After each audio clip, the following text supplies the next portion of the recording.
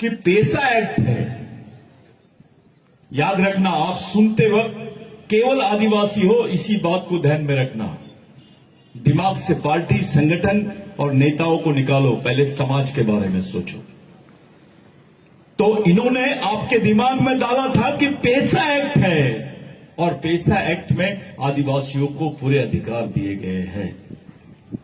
साथियों, जो पेसा एक्ट है, इसमें से भी इन्होंने ग्राम सभा के, ग्राम पंचायत के और आदिवासियों के विशेष अधिकारों को निकाल दिए। जब ग्राम सभा के अधिकार खत्म हो जाते हैं, वहां पेसा एक्ट का कोई वैल्यू नहीं रहता है। पेसा जो है, ये ग्राम सभा के विशेष अधिकारों पर बना हुआ कानून है, और जो ग्राम सभा के विशेष अधिकार है, उसके लिए अगर वो कानून बना है और इन्होंने ग्राम सभा के अधिकार आपके पेसा एक्ट से आपको बंदूक दे दिए गए, लेकिन उसमें गोली नहीं है, क्या मतलब है उसका? ये तो ऐसा हो गया है कि आपको बता दिया गया है कि आपको खाना मिलेगा, पानी नहीं मिलेगा। इस टाइप से ये एक्ट को पहले खत्म किया गया और उसके बाद मध्य प्रदेश में लाया गया। पहले एक्ट को, पेसा एक्ट को खत्म कर दिए। आप जानते हो पेसा एक्ट कब बना? कौन से साल में बना है पेसा एक्ट? कितना? 1996, 1996 में बना कानून, और ये लोग 2022 में मध्य प्रदेश में लाए उसको। कांग्रेस की भी गवर्नमेंट थी यहां पर और बीजेपी की भी गवर्नमेंट थी। ये दोनों गवर्नमेंट ने आदिवासियों के साथ में गद्दारी की है। 1996 का कानून 2022 में आदिवासियों के सामने लाया जाता है। क्या बात है भाई, इतना लेट क्यों हुआ है? किसी चीज को फ्रिज में रख दो, कोई खाने को फ्रिज में रख दो, 5 दिन बाद वो खाना सड़ जाएगा।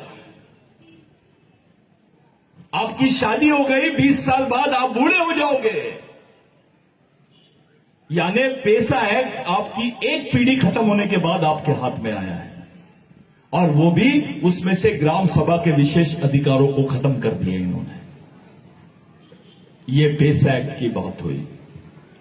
उसके बाद इन लोगों ने एक कानून लाया जिसको बोलते हैं टाइगर प्रोटेक्शन एक्ट। 2340 शेरों के लिए आदिवासियों की 6 लाख हेक्टेयर जमीन इन्होंने दे दी है।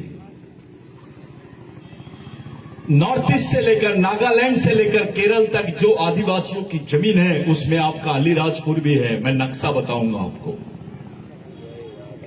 जिसको टाइगर कॉरिडोर बोलते हैं। ये सरकार को शेर की चिंता है, आदिवासियों की चिंता नहीं है। ये पूरी आदिवासियों की जमीन से इन्होंने 2340 शेरों के लिए 6 लाख हेक्टेयर आदिवासियों की जमीन को ले लिए, और उसके बदले में कम से कम 1.5 से 2 करोड़ आदिवासी विस्थापित हो जाएंगे। अभी मैं जो बोल रहा हूं ऑन रिकॉर्ड बोल रहा हूं। 2 करोड़ आदिवासी, 1.5 से 2 करोड़ आदिवासी विस्थापित हो जाएंगे, हमेशा हमेशा के लिए अपने गांव से दूर चले जाएंगे। ये एक कानून, यानी देश में ऐसा चित्र बना दिए है, टाइगर रहेगा या ट्राइबल रहेगा। सरकार के सामने 2 प्रश्न थे, या तो टाइगर को जिंदा रखो या ट्राइबल को जिंदा रखो। लेकिन ये सरकार ने फैसला ली है टाइगर को जिंदा रखने का, ट्राइबल को नहीं। शेर या आदिवासी, जंगल में 2 कोई भी रहेगा, उसमें से एक कौन रहेगा ये तय करना है। तो सरकार ने बोली शेर रहेगा, यानी जानवर रहेंगे, लेकिन आदिवासी नहीं रहेंगे। उसके बाद जब हम लोग, पूरे देश के आदिवासी लोग मणिपुर की घटना का विरोध कर रहे थे, जब हमारी मां बहनों को सड़क पर नंगा घुमा रहे थे ये लोग, ऐसा देश में किसी समाज के साथ में नहीं हुआ है। मणिपुर में नंगा सड़क पर हमारी मां बहनों को घुमाया गया है। 400 मशीन गनें लूटी गई, 6 लाख गोलियां लूटी गई, ऐसा सरकार का कहना है। लेकिन मैं आपसे पूछता हूं, क्या कोई मिलिट्री से गोली लूट सकता है? बंदूक लूट सकते हैं? एक आम आदमी किसी मिलिट्री से बंदूक लूट सकता है क्या? ये हजम होने वाली बात है क्या? इसका मतलब दूसरा साफ है कि आदिवासियों को मारने के लिए 400 मशीन गन और 6 लाख गोलियां दी गई थी। साथियों, आदिवासियों के गांव जला दिए। 3 साल के बच्चे, 2 साल के बच्चे दौड़ नहीं सकते थे बचने के लिए, वो उसी घर में जल के मर गए। करीब करीब 400 आदिवासी मारे गए। 1 लाख आदिवासी हमेशा के लिए वो गांव छोड़ के, वो प्रदेश छोड़ के बाहर चले गए। ये 6वीं अनुसूची के आदिवासी है। जो मणिपुर के लोग हैं, ये 6वीं अनुसूची के आदिवासी है, और अलीराजपुर के लोग 5वीं अनुसूची के आदिवासी है। अब देखिए, जो लड़कियों को नंगा घुमाया गया, गवर्नमेंट बोलती है हमको 3 महीने बाद पता चला। 3 महीने बाद आदिवासी की बच्ची को नंगा घुमाते हैं, उसकी खबर प्रधानमंत्री को 3 महीने बाद पता चलती है। लेकिन पाकिस्तान में कुछ हो जाता है तो 30 मिनट में बात दिल्ली में आ जाती है। क्या बात है? हमारी मां बहनें मरती है, हमारे लोगों को मारा जाता है, हमारी जमीनों को लूटा जाता है, उसकी खबर सरकार को 3 महीने बाद मिलती है। और एक आदि आबा बाबा आता है, उसकी 3 मिनट में पूरे प्रदेश में खबर निकल जाती है, पूरे टीवी चैनल दिखाने लग जाते हैं। वो तो एक शॉट था जो आदिवासी लड़कियों को नंगा घुमाया जा रहा था। ऐसे कई बच्चियों को नंगा घुमाया गया होगा, कई लोगों के साथ बलात्कार किया गया होगा। तो ये 6वीं अनुसूची के आदिवासियों के साथ में हुआ। उसके बाद इनके दिमाग में आया कि भाई जमीन तो 5वीं अनुसूची के आदिवासियों के पास भी है। ये बात आप सब लोग, पूरे समाज के लोग हैं, पढ़े लिखे लोग हैं। इसमें मैं जो बोल रहा हूं, इस बात को पूरी जवाबदारी के साथ बोल रहा हूं। इनके दिमाग में आया कि जमीन तो 5वीं अनुसूची और 6वीं अनुसूची की भी हमको चाहिए। इन्होंने टारगेट किया आप लोगों को, और सरकार ने एक बिल लाई। हम सब लोग मणिपुर की घटना का विरोध कर रहे थे, और लोकसभा में बिल पारित किया गया जिसको बोलते हैं फॉरेस्ट कंजर्वेशन एक्ट, जिसको वन सुरक्षा अधिनियम बोलते हैं 2023। ये 1980 के नियम को अमेंड करके इन्होंने ये बोल दिया कि जो दावे की जमीन आप बता रहे थे शंकर दादा, जो आप लोग बोल रहे थे कि वन अधिकार के तहत हमारे दावे की जमीन, जो सामुदायिक दावा बोलते हैं, जिसको कम्युनिटी फॉरेस्ट राइट बोलते हैं, वो अधिकार अब निकल गया है। गवर्नमेंट ने उन जमीनों को लीज पे देने की बात और उसका कानून निकाल दी गई है। जिस जमीन पर आदिवासी दावा कर सकता था, जिस जमीन का आदिवासी मालिक था, सरकार ने उस जमीन को प्राइवेट सेक्टर को दे दी लीज पर, 60 साल की लीज पर। अब तुम कभी दावे की बात नहीं कर पाओगे। और दूसरा कानून उसमें डाल दिया कि अब आदिवासी क्षेत्रों में पुलिस स्टेशन नहीं रहेंगे। अब आदिवासी क्षेत्रों में सेना रहेंगी, सेना के सेंटर बनाए जाएंगे। अरे पुलिस स्टेशन रहता है तो आप जाके कंप्लेंट करते हो, एफआईआर बनाते हो, उसको कानून का राज बोलते हैं। मिलिट्री के लोगों का एक ही काम होता है, पैरामिलिट्री फोर्स का, या तो गोली मारना, या तो भगा देना, या गोली मार देना। ये कानून के तहत आदिवासी क्षेत्रों में ये लोग सेना के सेंटर लगा रहे हैं। अब तुम्हारे क्षेत्रों में पुलिस स्टेशन नहीं रहेगा। 370 के तहत इन्होंने कश्मीर को हमला किया, कश्मीर को अपने अंडर में लिए। 371 और 372 ये 5वीं अनुसूची और 6वीं अनुसूची के आदिवासियों के अधिकार है। इनको मालूम था कि इस देश में अगर जमीन किसी के पास है तो आदिवासियों के पास में है, ना कि पाकिस्तान के पास है, ना नेपाल के पास है, ना बांग्लादेश में है, ना श्रीलंका पर है। इसलिए भारत सरकार इन देशों पर आक्रमण करने के बजाय आदिवासियों पे आक्रमण करने की रणनीति बना रही है।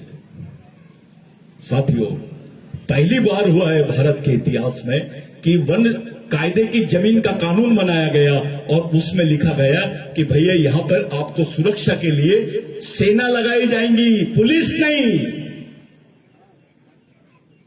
अब आगे की बात सुनो, सेना लगाए जाएंगे, पुलिस नहीं लगाई जाएगी, आपके क्षेत्रों में पुलिस स्टेशन नहीं रहेगा। साथियों, आपके 5वीं अनुसूची के अधिकार खत्म, आपके पेशा के अधिकार खत्म, आपके क्षेत्रों को अभी टाइगर रिजर्व जोन और उसको बफर जोन के नाम से आपके 2 करोड़ आदिवासियों को देश से बाहर निकालने की रणनीति, उनके मूल जमीन से उनको बाहर निकालने की रणनीति इन्होंने बना ली है। और ये कानून के तहत आप जो वन दावा कर सकते थे, जो वन पट्टे आपको मिल सकते थे, वो भी नहीं मिलेगा। पुलिस थी, आप आंदोलन कर रहे थे तो कुछ चीजें आपको मिलती थी। जब मिलिट्री रहेगी और आप आंदोलन करोगे तो आपको देशद्रोही बोल के ये लोग गोली मार देंगे। मैं नहीं बोल रहा हूं, ये कानून पढ़ो, मैं लेके आया हूं। ऐसा कानून इस देश में कौन से समाज के खिलाफ में बनाया गया, थोड़ा बताओ। कौन से खिलाफ में, किसके खिलाफ में बनाया गया ऐसा कानून जो आदिवासियों के खिलाफ में बनाया गया है? तुम्हारी जमीन, जल, जंगल तुम्हारे हाथ से छीन लिए, अब तुम्हारे पास कुछ नहीं बची है। आदिवासियों की जमीन को नॉन ट्रांसफरेबल लैंड बोलते हैं, अपरिवर्तनशील भूमि, उसको परिवर्तनशील भूमि बना दी है अभी। पहले आदिवासियों की जमीन वस्तु नहीं थी, इसको खरीदी बिक्री की वस्तु बना दिया गया है। आदिवासी की जमीन का कानून जो बिरसा मुंडा के आंदोलन से, भगवान टंटा भील के आंदोलन से बना था, वो कानून था जिसको लैंड एक्विजिशन एक्ट बोलते हैं, 1898 का। 1898 में कानून बना कि आदिवासियों की जमीन गैर आदिवासियों को नहीं दी जाएगी, और गैर आदिवासी तो क्या, सरकार भी नहीं ले सकती है। लेकिन ये कानून अब पूरा बदल गया है। अब तुम्हारे हिस्से में तुम्हारे पास कोई जमीन नहीं है, और ऐसी परिस्थिति बना दी गई है कि एक तरफ तुम्हारे यहां से पुलिस स्टेशन खत्म, दूसरी तरफ सेना लगा दिए है, और अगर तुम अपनी जमीन की बात करोगे तो तुम गोलियों के ढूंढने जाओगे। तुम्हारे क्षेत्रों में सेना लगाने का मतलब यह होता है साथियों, सीधा युद्ध, गृह युद्ध की तरफ आदिवासियों को ढकेल दिया गया है।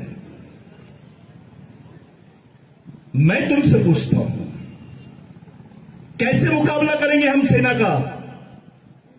क्या तैयारी है तुम्हारे समाज की? कौन सा नेता बचा सकता है, कौन सी पार्टी बचा सकती है तुमको? जब यह कानून लाया गया 2023 का, तो लोकसभा में यह बिल पास हुआ और राज्यसभा में भी विपक्ष था, वहां कांग्रेस भी थी। इधर बीजेपी तुम्हारे पे हमला कर रही है और उधर कांग्रेस चुप है, इसका मतलब दोनों सहमत है, ऐसा महसूस हो रहा है। क्या करोगे तुम? तुम्हारे कौन से लोग, कौन सा नेता तुमको बचा सकता है? किसके दरवाजे पे जाओगे आप? पूरे मध्य प्रदेश में चाहे बीजेपी में हो या कांग्रेस में हो, ऐसा आदिवासी नेता बताओ जो तुमको टिकट दे सकता है, तुम्हारी बात संसद में रख सकता है, तुम्हारी बात को विधानसभा में रख सकता है, लड़ सकता है, जेल जा सकता है, मर सकता है। कहां है ऐसे नेता? एक चिल्लर पार्टी बना के क्या कर लोगे तुम? कौन सी लड़ाई लड़ोगे? अब तो सेना के सामने तुम्हारा समाज खड़ा है। किस टाइप से लड़ोगे आप? कौन सी लड़ाई लड़ोगे? किसके भरोसे लड़ोगे? क्या है तुम्हारे पास? तुम तो टूटे हुए हैं। बारेला अलग भागता है, बिलाला अलग भागता है, भील अलग भागता है, दरबार अलग भाग रहा है। टंटा भील ने बोला, बे तेरा वंश एक है, तेरी संस्कृति एक है, तेरा खून एक है, तो समाज भी एक होना चाहिए। लेकिन ऐसा नहीं हो रहा है।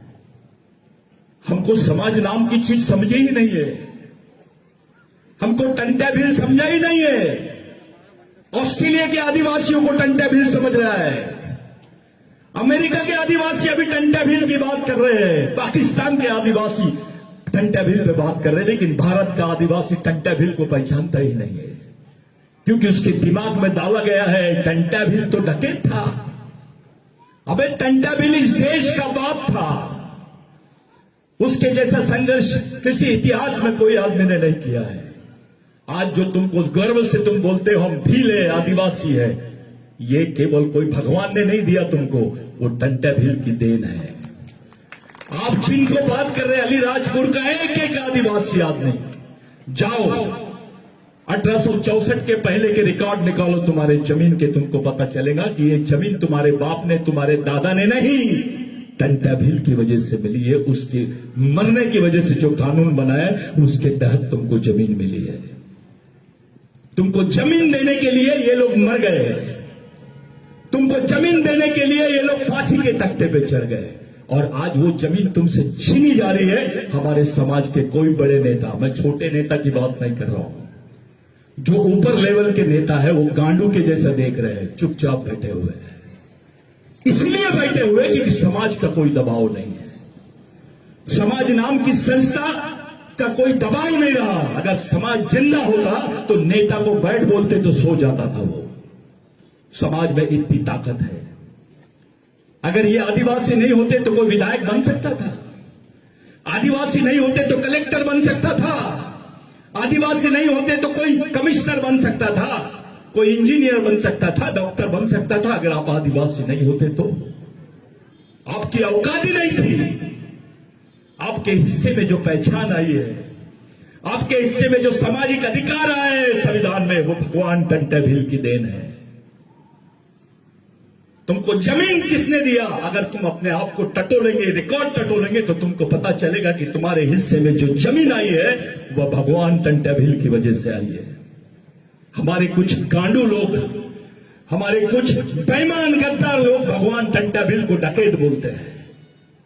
अबे तेरा बाप है वो, तेरा भगवान है वो, उसको डकैत बोल रहा है जिसने तेरे पेट में रोटी डाला है, जिसने तेरी मां के बदन पे कपड़े डाला है।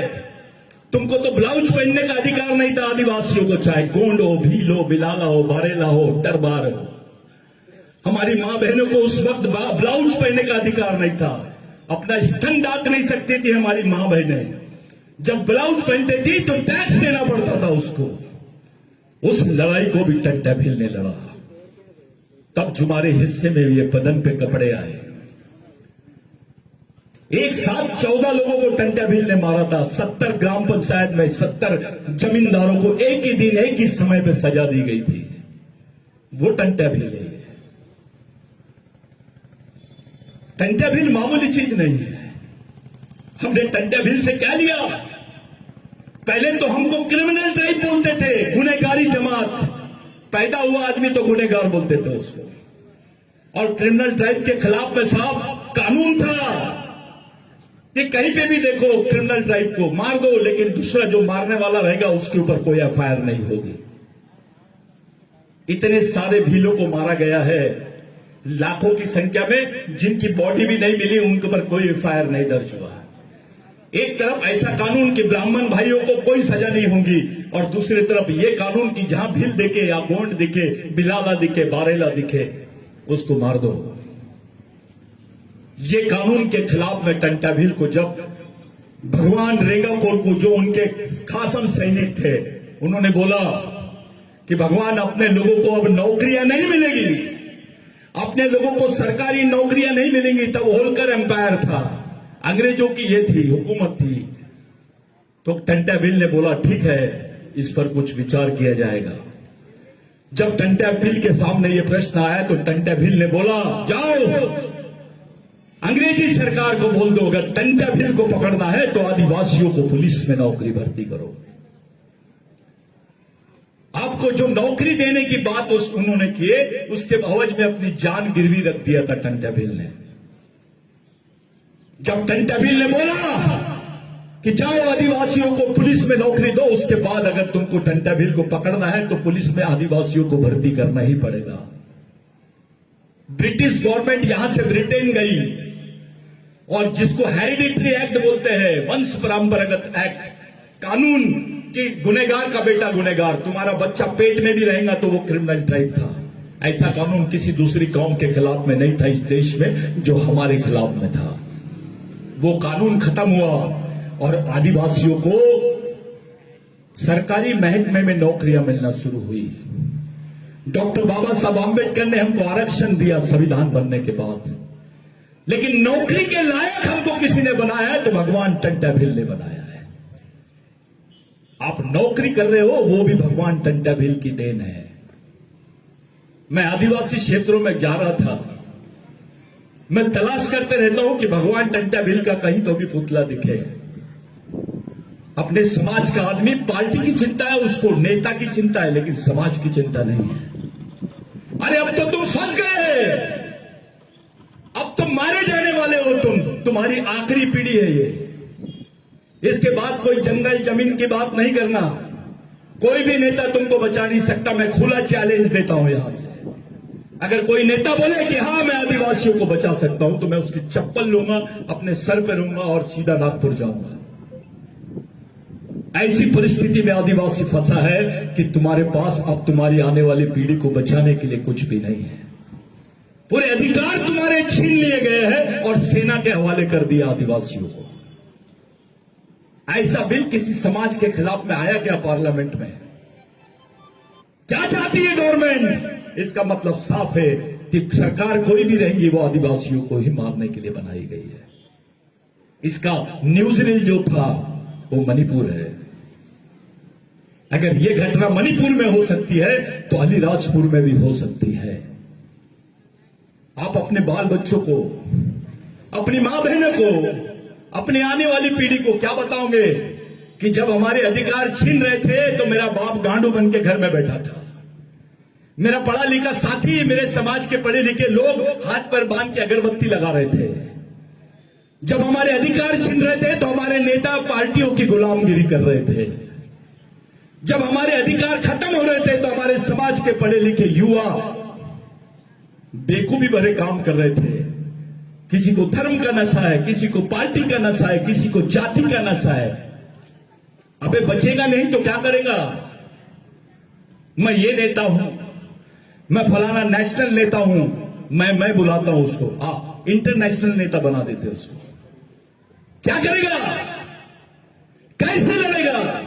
कैसे बचाएगा अपनी कौम को? यह परिस्थिति देश के किसी समाज के सामने नहीं है जो तुम्हारे समाज के सामने है। मुस्लिमों को खुलेआम मारा गया कश्मीर में, कोई मुस्लिम देश उनके बारे में नहीं बोला है।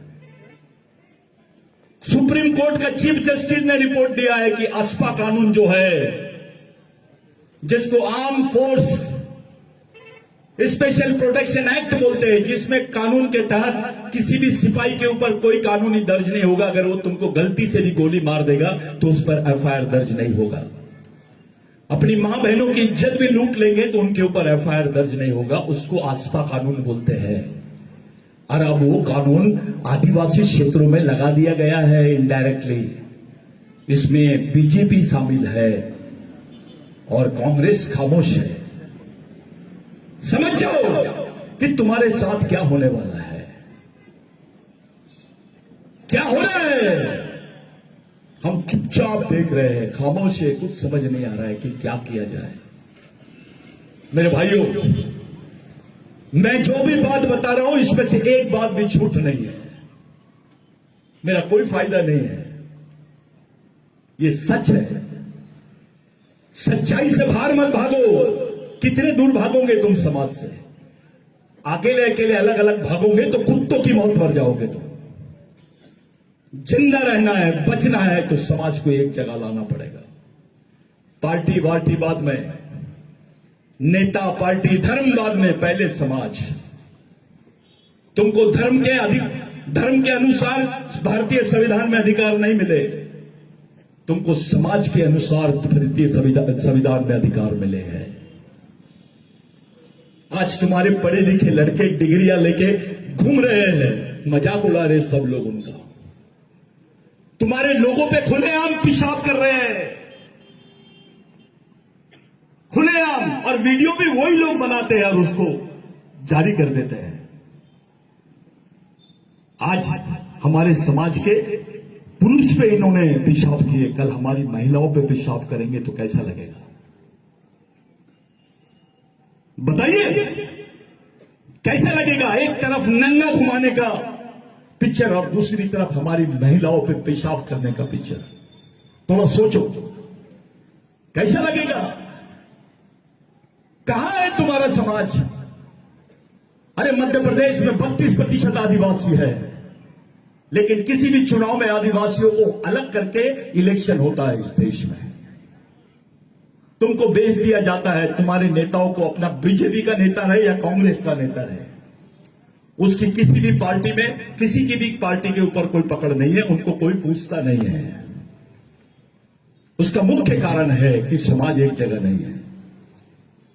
कौन सा नेता है, किसके दरवाजे पे जाना है? चलो बताओ। बीजेपी के नेता का नाम लो, कांग्रेस के नेता का नाम लो, आदिवासी नेता का, जो हमारे लिए लड़ सकता है क्या? जब कोई नहीं है तो क्या करोगे तुम? ये लड़ाई तुमको लड़नी पड़ेगी। ये जो युवा वह खड़े हैं ना, इनको गांडू मत बनाओ, इनको लड़ने वाला बनाओ, क्योंकि इनको लड़ना सिखाओगे तो ही जिंदा रह पाएंगे।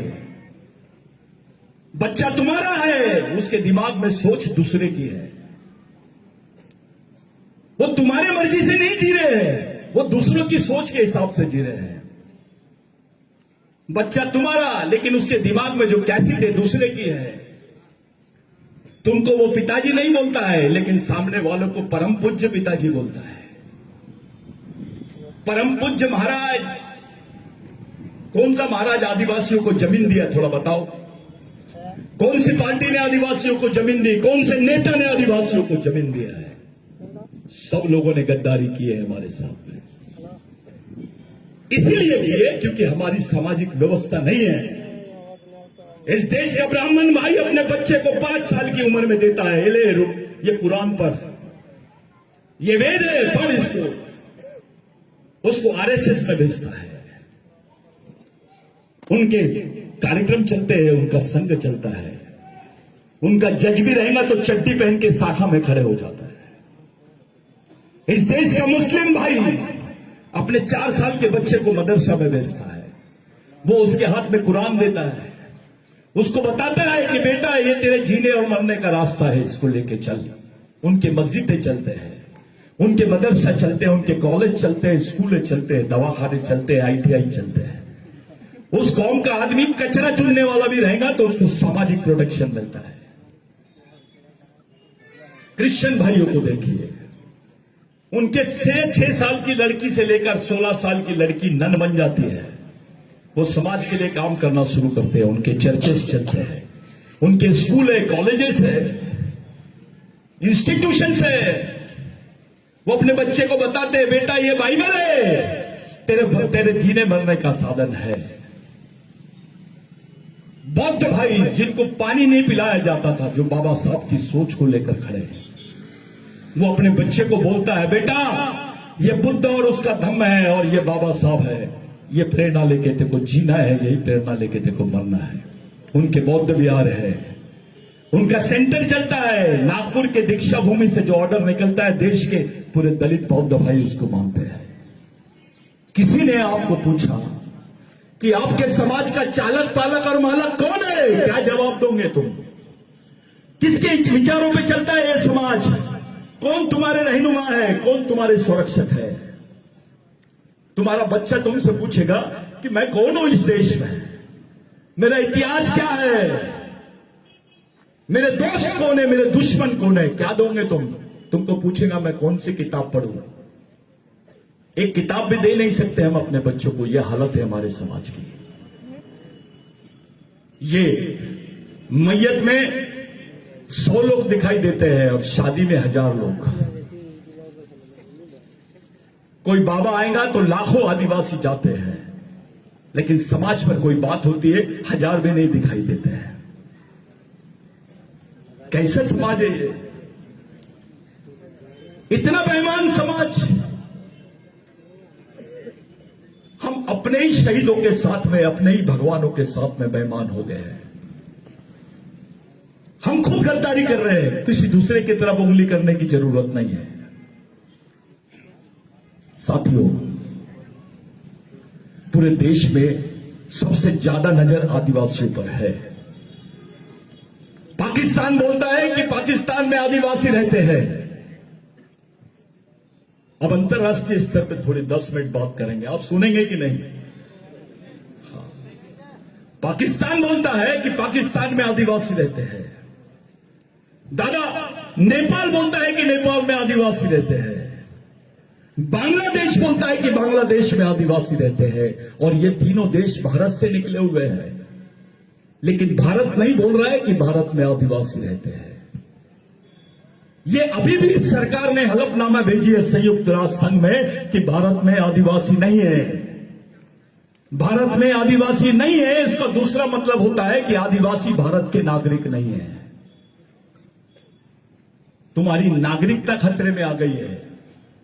तुम जो छाती ठोक के बोलते थे कि हम नागरिक नहीं मालिक है, अब तो तुम पूरे खत्म हो गए हो। कैसे बचाओगे अपने कौम को? क्या तरीका है? नेतागिरी करने से बच जाएगा समाज? विधायक बना देते, चीफ मिनिस्टर बना देते, चलो क्या करेंगे? अरे अभी तो राष्ट्रपति है ना अपनी आदिवासी। मणिपुर में जब कांड हुआ तो वहां की राज्यपाल भी आदिवासी थी और राष्ट्रपति भी आदिवासी। क्या उखाड़ लिए? क्या किए? तुम्हारी मां बहने वहां पे लेडीज राज्यपाल, लेडीज राष्ट्रपति और लेडीज को ही नंगा घुमाया जाता है आदिवासियों को। इससे ज्यादा बड़ा तमाशा और क्या देखना बाकी है हमारे लिए? क्या बनोगे तुम? राष्ट्रपति से बड़ा पद मिल सकता है? क्या करोगे तुम? एक विधायक के पद के लिए हम एक दूसरे से लड़ते चले जाते हैं। मेरे साथियों, हम चारों तरफ से फंस गए हैं। अभी इस समाज को जाल में फंसा दिया गया है। याद रखना, ये हमारी अंतिम पीढ़ी द्वारा अंतिम पीढ़ी को बचाने के लिए लड़ी जाने वाली अंतिम लड़ाई है। अगर ये लड़ाई हम हार गए तो हमको कोई पूछेगा नहीं इस देश में। कौन से गुमान में है? मैं ये पार्टी में हूं, मैं ये संगठन में हूं, क्या उखाड़ लेगा तू? अबे तेरे बच्चे के साथ जो होने वाला है, तेरे समाज के साथ, तेरी कौम के साथ जो होने वाला है, उसको दूर रख के बात मत कर, उसकी सच्चाई को समझ के बात कर। हमारे लोगों को समझता नहीं, क्योंकि हमारे लोग सोचते नहीं है, गंभीर नहीं है। हम लोग काम करने से शर्माते हैं समाज में। हमारे बड़े बड़े लोगों को, ऑफिसरों को समाज के बीच में आने को, बैठकर बात सुनने को उनको शर्म आती है, अपनी जात छुपाते हैं। पीछे में फोटो लगाते हैं सावरकर का, विवेकानंद जी का फोटो लगाते हैं, पीछे फोटो लगाते हैं गांधी जी का। टंटा भील का फोटो क्यों नहीं लगाते? बिरसा मुंडा का फोटो क्यों नहीं लगाते? क्योंकि डरते हैं। हमारे ऑफिसरों की हालत बना दी है इन्होंने, कभी भी किसी भी ऑफिसर का ट्रांसफर हो सकता है। ये पार्टी का कार्यकर्ता तो भी अच्छा रहता है, ऐसे बुरे हाल आदिवासी अफसरों के और कर्मचारियों के बना दिए गए हैं। मैं आपके बीच में आया, ये उम्मीद से आया कि आप 5वीं अनुसूचित क्षेत्र के आदिवासी लोग हैं, आप भगवान टंटा भील के खून के लोग हैं, आप भगने वाले लोग नहीं है, लड़ने वाले लोग हैं। आप समाज के लिए कोई रास्ता निकालेंगे, ये उम्मीद से मैं आया। मैं देश के हर आदिवासी कौम में जाता हूं, हर जगह मैं उनसे यही बात कर रहा हूं कि भाई क्या किया जाए, किस तरीके से जिया जाए, हमारी जनरेशन को जिंदा रखने का क्या फॉर्मूला होगा। कोई बात नहीं कर रहा है, सब कंफ्यूज बैठे हैं। ऐसे से जमेगा नहीं नवल दादा, ऐसी 10 मीटिंग भी आप कर लोगे तो कुछ होने वाला नहीं है।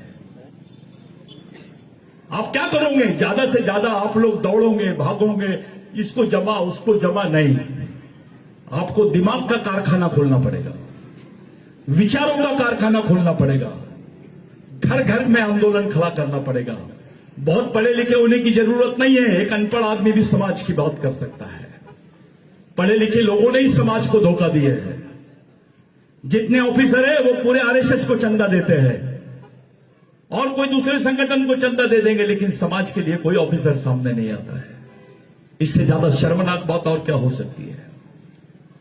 जिस टंटा भील ने उसको नौकरी दिया, जिस टंटा भील ने उसको जिंदा रखा, इस देश में पहचान दी, जिस टंटा भील ने उसको जमीन दिया, जीवन दिया, वो टंटा भील के आंदोलन को चलाने के लिए उसके जेब से 10 रुपए नहीं निकलते हैं। इससे ज्यादा शर्मनाक बात और क्या हो सकती है हमारे लिए। बिरसा मुंडा 24 साल की उम्र में शहीद हो गया। रात भर चमड़ी निकाल रहे थे बिरसा मुंडा की और बोल रहे थे कि बोल तू ये देश का मूल मालिक नहीं है, तू लिख के दे दे, तू आदिवासी नहीं है, हम तेरी फांसी की सजा माफ कर देते हैं। रात भर चमड़ी निकाली गई उसकी। आपको एक चिमटी लगती है तो कैसा तिलमिला जाते हो आप। कौन के खातिर रात भर तड़पते रहा बिरसा मुंडा। मर गया लेकिन बोला नहीं, साइन नहीं किया और आखिरी तक बोला मैं आदिवासी था, आदिवासी हूं और आदिवासी रहूंगा। 16 साल की उम्र में भगवान टंटा भील का न्यूज पढ़ा था ब्रिटिश टाइम में बिरसा मुंडा ने। 16 साल की उम्र में रांची में बिरसा मुंडा ने ब्रिटिश टाइम करके एक अखबार आता है, उसमें न्यूज छपी थी कि ये रॉबिन हुड जो है, Indian Robin Hood had cage by the police forces, यानी उसको अरेस्ट कर लिए थे टंटा मामा को और उसको फांसी की सजा होने वाली है। ये जब न्यूज बिरसा मुंडा ने पढ़ा 16 साल की उम्र में, तो बिरसा मुंडा ने बोला भगवान मैं आपके अधूरे मिशन को पूरा करूंगा। वो मध्य प्रदेश का रहने वाला नहीं था बिरसा मुंडा, वो झारखंड का रहने वाला था। झारखंड के बिरसा मुंडा ने भगवान टंटा भील से प्रेरणा ली, लेकिन मध्य प्रदेश का आदिवासी भगवान टंटा भील की प्रेरणा से दूर भाग रहा है, घबरा रहा है। वे गणपति बिठाता है, बिरसा टंटा भील के पुतले, बिरसा मुंडा के पुतले नहीं बिठाते हो। जम के पैसा खर्चा कर देते हैं। तुमको पहचाने का कौन? तुम आदिवासी हो, तुम्हारी औकात क्या है? थोड़ा निकालो, टंटा भील को अलग कर दो तुम्हारे समाज से और देखो तुम्हारी देश में और विश्व में क्या औकात है, क्या पहचान है अपनी। अपने को कोई नहीं पूछेगा। आज के दिन जो अंतर्राष्ट्रीय अधिकारों की आपने बात रखी दादा, अंतर्राष्ट्रीय स्तर पे अब आदिवासियों के बारे में बोलने को डर रहे हैं लोग, क्योंकि मणिपुर की घटना पर प्रधानमंत्री ने अभी तक के संसद पे एक शब्द नहीं बोला, तो भी किसी ने उनका कुछ नहीं उखाड़ लिया, क्योंकि मामला आदिवासियों का था, किसी को कोई लेना देना नहीं है। सब चुपचाप थे, अपने लोग भी चुपचाप थे।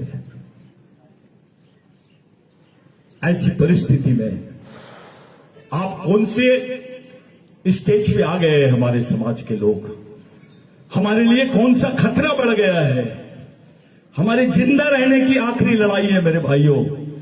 अब तो तुम्हारे यहां की भी जमीन जा रही है, यहां की भी जमीन जाएंगी ग्रेनाइट प्रोजेक्ट के लिए, पत्थरों के लिए। यहां से कम ये लोग 25,000 हेक्टेयर जमीन तुम्हारी ले लेंगे और 25,000 हेक्टेयर जमीन से तुम्हारा ये जो सोंडवा एरिया है, यहां से कम नहीं कुछ तो 42,000 परिवार हमेशा के लिए विस्थापित हो जाएंगे। क्या कर लिया हमने? ये ऑर्डर है क्या? मैं बोला और आप ऑर्डर दिखा रहे हैं। ये ऑर्डर है बोलते हैं। 33 गांव गए हैं दादा, 74 गांव की लिस्ट है। दूसरा ऑर्डर दिखाता हूं मैं आपको। आप तो सिर्फ 33 देख रहे हैं, ये तो न्यूज रील है। पिक्चर तो बाकी है। जमीन आदिवासी की, खनिज आदिवासी का, लेकिन टाइल्स की फैक्ट्री है किसी और की। जमीन आदिवासी की, उसमें कोयला आदिवासी का, लेकिन कोयले की खदान किसी और की। जंगल आदिवासी का, सागवान के झाड़ आदिवासियों के, लेकिन आरा मशीन किसी और की। हमारे लोगों को सिर्फ भगाने की और डराने वाली वस्तु बना दी है इन्होंने। अगर जिंदा रहना है, सही में जिंदा रहना है इस देश में, तो एक जगह आए बिगर आपके पास कोई चारा नहीं है। और ये संगठन वाली भाषा छोड़ो, केवल मिशनरी भाषा करो। तुम कोई भी पार्टी में होंगे, किसी भी संस्था में होंगे, उससे कोई लेना देना नहीं है। समाज के लिए क्या है, ये महत्वपूर्ण बात है। आज के दिन आपके लिए, मेरे लिए बहुत महत्वपूर्ण दिन है। आज 22 तारीख है, शायद आपको मालूम नहीं, 22 तारीख के दिन पहला हलफनामा निकाला था भगवान टंट्या भिल ने, 22 सितंबर के दिन। ग्राम सभा जिसको बोलते ना आप लोग, ये ग्राम सभा 1 लाख ग्राम सभा का मालिक था टंट्या भिल, 1 लाख। भारत में नहीं, विश्व में ऐसा आदमी नहीं है जिसने पूरी व्यवस्था के खिलाफ में अपने आप को खड़ा कर दिया। जब भगवान टंट्या भिल को गिरफ्तार किया गया तो उनको बताया कि भैया ये तेरी बहन है, तेरा भांजा है कि अगर वो अपने अधिकारों की भी बात करेगा तो देशद्रोही कहलाएगा। ऐसी परिस्थिति में हमने समाज की बात की है। बहुत अच्छा आप लोगों ने आयोजन किया है, लेकिन सवाल यह है कि आगे क्या किया जाए, कौन से रास्ते से चला जाए, कौन सा रास्ता हमारी कौम को बचा सकता है।